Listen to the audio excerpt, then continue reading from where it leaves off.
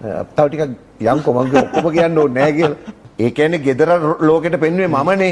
කවුරු හරි ගිහිල්ලා හොයාගෙන නෙමෙයිනේ. පෙන්වන්නේ නැහැ ඒක අභියෝගයක් විදිහට බාරගන්න බැරි නම්. එදින අමාත්‍යවරයා සතු සුරකුම්පත්වල මුළු වටිනාකම රුපියල් 38 කෝටි 39 ලක්ෂ 6705යි ශත 40ක් ලෙස සඳහන්ව තිබුණේ ගණනය කිරීමේදී සිදු වූ දෝෂයකින් බව හිරු ප්‍රවෘත්ති පෙන්වා දෙනවා.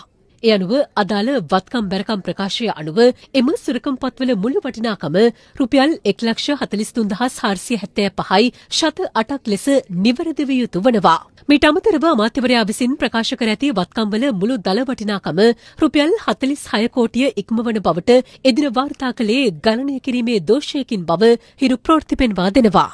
ඒ අනුව අමාත්‍යවරයා ඉදිරිපත් කර ඇති වත්කම්වල මුළු දල වටිනාකම ආසන්න වශයෙන් රුපියල් කෝටි 8 ඉක්මවනවා. මේ අනුව අමාත්‍ය කේ.ඩී. ලාල්කාන්ත මහතා වෙත සිදු වූ අපහසුතාව සම්බන්ධයෙන් හිරු ප්‍රවෘත්ති කනගාටුව පළ කරන අතර අප මෙම ප්‍රවෘත්තිය පළ කරනු ලබන්නේ මාධ්‍ය සතු නිවැරදි කිරීමේ අයිතිය යටතේ.